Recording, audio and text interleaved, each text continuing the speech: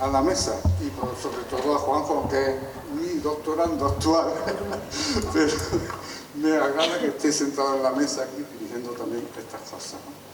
Vamos a ver, el tema que me ha tocado es un poco árido y en realidad cuando me puse a tratar de preparar este tema hice una revisión bibliográfica exhaustiva y resulta que sobre viticultura y enología hay algunas cosas solo enfocadas al tema de viticultura.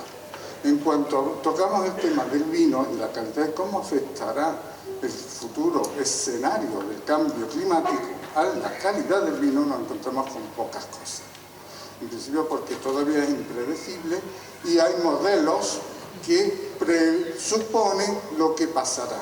Pero claro, investigar sobre presupuesto es poco, en definitiva, un poco difícil, ¿no? Yo he enfocado la presentación, que intentaré darla en 10 minutos, pero he enfocado la presentación sobre todo a dar una panorámica, en principio, de todo lo que se sabe aplicado a la zona. Bueno, aplicado a la zona no, porque en realidad en la zona hay muy pocos estudios, sino ninguno, sobre cómo afectaría el cambio climático a los vinos de Moriles. Entonces yo he tratado de suponer unos escenarios y con los conocimientos que tenemos en la universidad decir cómo podría afectar a la calidad de estos vinos y las estrategias que se pueden plantear para mitigar ese efecto. Entonces, a lo mejor la presentación sube un poco, pues, el conocimiento que se debe de tener para estos temas. En principio, he planteado la presentación como si fuera una presentación científica. Yo, desgraciadamente, o por gracia de Dios, como dicen, pues soy científico y tengo que enfocarlo de esa manera. Al principio hablaremos de una introducción, los posibles efectos sobre la viticultura y enología, y después me centraré en los problemas enológicos de las bodegas de crianza biológica. Como he dicho al principio, la verdad es que existen muchos artículos dedicados al cambio climático, cómo afectará a las cosechas en general, pero a la viticultura hay pocos. Y si nos referimos ya a nivel local o de zona o de denominación de origen, todavía hay menos. ¿De acuerdo? Todos sabemos que lo que define la calidad de la uva y sobre todo del vino es la interacción entre el sistema clima, suelo, planta, y eso lo saben todos los viticultores. En una determinada zona, algunos terroirs pues suponen que tienen una calidad superior que otros, y a lo mejor solo depende del tipo de suelo y de la interacción que efectúa con el clima. Se plantean varios escenarios, porque siempre que se habla del cambio climático se habla de escenarios futuros. Se plantean varios escenarios y se adoptan o se tratan de recomendar soluciones a corto plazo, que serían la responsabilidad de los enólogos, y soluciones a medio plazo, que serían la responsabilidad de los viticultores. Los posibles escenarios, y esto es recordar solo lo que es conocido a nivel popular, los posibles escenarios se basan en medidas realizadas en los años 1980 y tantos, 81 a 2005. En base a esos datos acumulados, pues se plantean escenarios posibles. Y el escenario que se plantea para esta zona de Andalucía es que del año 2046 al año 2070 las temperaturas máximas subirán entre 3,5 y 4 grados. Para estudiar el impacto sobre las cosechas se utilizan varios índices agroclimáticos. El más conocido y aplicado a la viña es el índice de Uhlin o el de Winkler, que seguramente conocen los viticultores.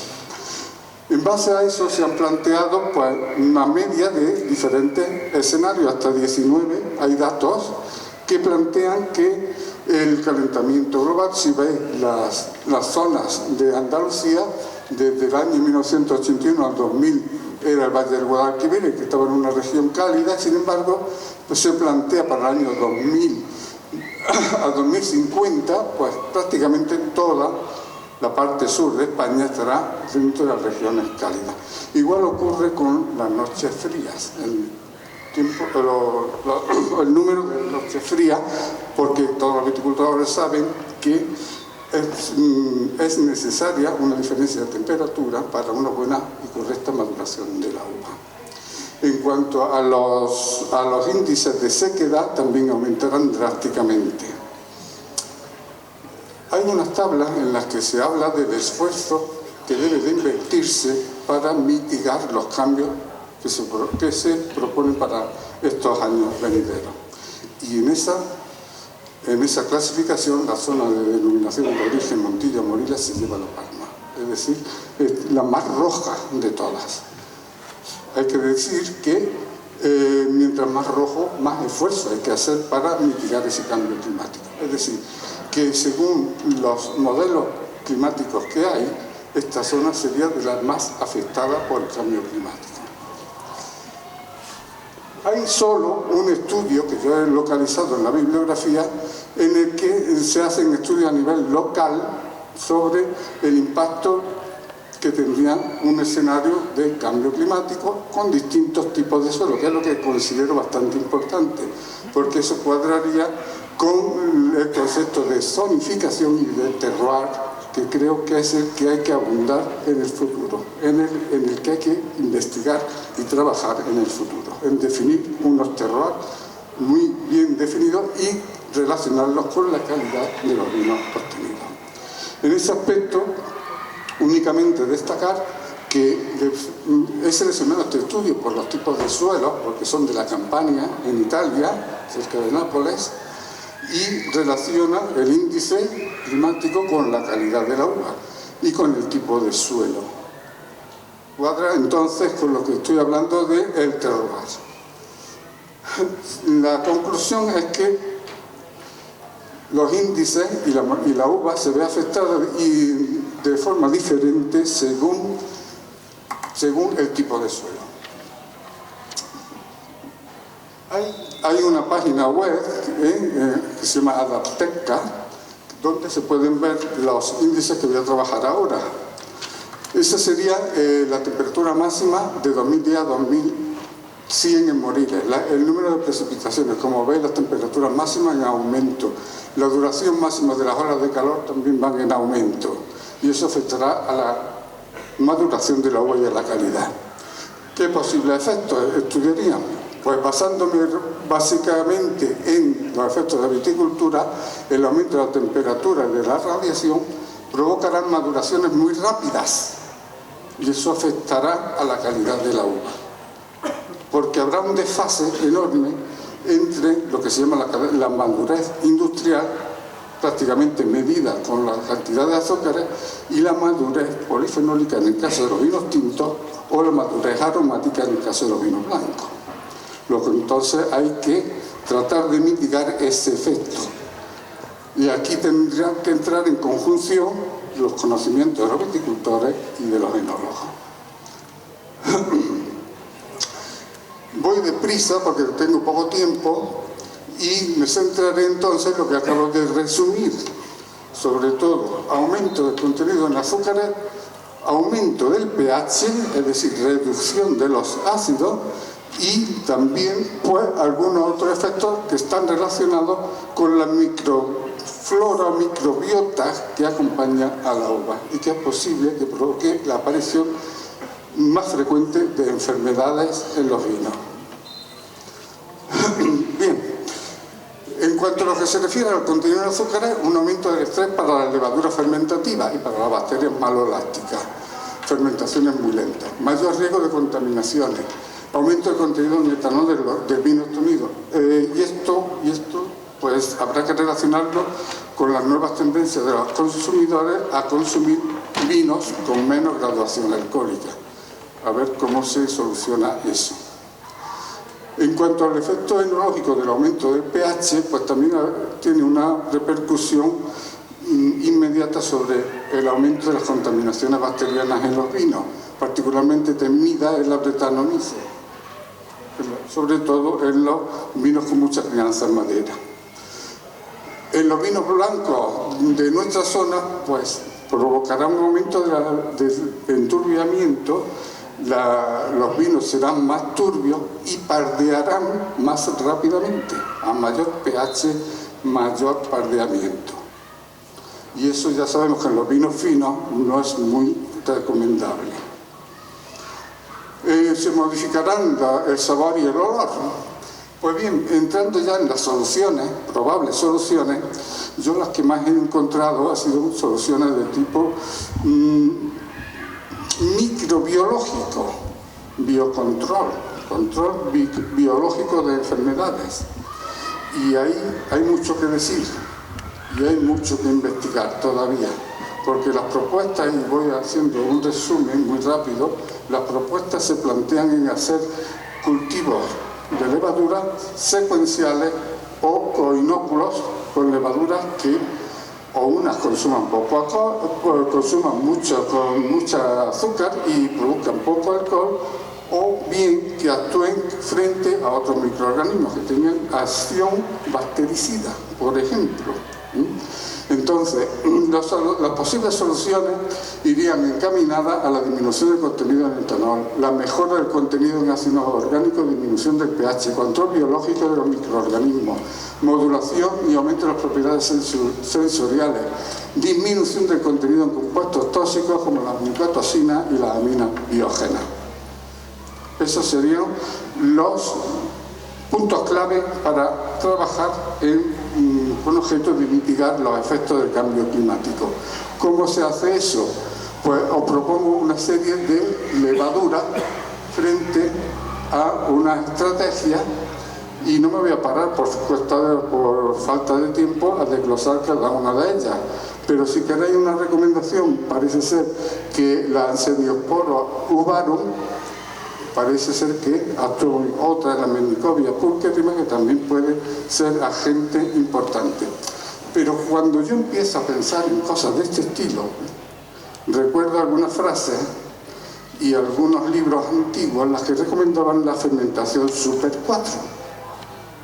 Estoy hablando de hacer pies de cuba con las levaduras autóctonas hasta un determinado grado alcohólico, de manera que las levaduras que son poco productoras de alcohol predominen al principio durante la fermentación. Consumen más azúcar y dejan entonces menos azúcar libre para que termine la fermentación las levaduras que llegan hasta los 14, 15, 16 grados, como vosotros bien sabéis. Entonces, a lo mejor sería recuperar lo que le oí en cierta ocasión decir a Francis: mirar a lo que hacían nuestros ancestros. Estamos de acuerdo en defender un poco la tradición y retomar aquellas ideas que ya trabajaron nuestros abuelos y tratar de adaptarlas a la tecnología actual. Ese sería entonces un punto de encuentro para respetar lo que aquí ha dicho José Luis también, de la tradición, de la población, del entorno, y vender esa tipicidad de los vinos. Yo pienso que ese sería el camino a seguir en una zona pequeña como esta. Pero en fin, es vuestra decisión y son nuestro futuro. Juan, 2 minutillos. Qué lástima. Bueno, vamos, procuro. Me voy entonces, porque paso rápidamente, porque aquí hay una serie de levaduras y de microorganismos y el efecto posible que puedan tener sobre los problemas que puede haber. Tengo que decir una cosa al respecto. Estas cosas que estoy planteando aquí, algunas de ellas están sacadas de una publicación de hace un mes, de 2019. Es decir, que todavía tienen que hacer mucho recorrido para que se puedan implantar en una bodega. Pero eso no quiere decir que no se empiece. ¿Estamos de acuerdo? Bueno, pues si me quedan 2 minutos, voy a... Fijaros que los Enococcus que se usan para la fermentación maloláctica tienen muchos otros efectos que a lo mejor sería posible estudiar y concretar. Bueno, en definitiva, para las bodegas de crianza biológica yo plantearía en principio minimizar el gasto energético y perfeccionar el acondicionamiento con respecto a las 2 condiciones físicas básicas, humedad y temperatura. Pues seleccionar las levaduras que mejor se adapten. Son pasos básicos fundamentales. Después, pues, el seguimiento, que sería un problema, cómo seguir y cómo lograr que predomine la levadura que yo quiero frente a todas las levaduras que hay que acompañan al vino. Aumentar los controles, usar nuevas metodologías de crianza, incrementar las tecnologías de la información y la comunicación y establecer protocolos de emergencia para casos determinados. No se puede consentir ya que se vean velos de este estilo en alguna bodega de Montilla o de Moriles. Son velos perjudiciales. Yo me inclinaría a uno de ese tipo o uno de esos o que es de una levadura que nosotros aislamos en la zona de Montilla Moriles, un velo rugoso que da unos vinos, pero claro, eso habría que tratar de trabajarlo. Paso directamente a la conclusión. Pienso, como conclusión del estudio o de la revisión bibliográfica que he hecho, que en esta zona, como en la de Moriles y como en la de Montilla, que producen vinos tradicionales de una calidad muy reconocida, pues deben establecerse esas estrategias de adaptación al impacto del cambio climático, pero basadas en la observación del territorio a pequeña escala, definir los terroirs, los pagos, mediante un enfoque multidisciplinar que tenga en cuenta pues la tradición vitivinícola. Pues me quedan muchas cosas en el tintero, pero ya habrá lugar, si acaso, de discutirlas ahora. ¿De acuerdo? Gracias por vuestra atención. Muchas gracias, Juan. Estaremos yéndote horas y horas, pero... Bueno, vamos a seguir con la ponencia y al final se va a hacer una apertura de un coloquio. Hoy, además, curiosamente, el Día Internacional del Cambio Climático, lo ha apuntado Rosa, que está en todo. Y bueno, ahora Pilar va a presentar la siguiente conferencia. He querido presentar yo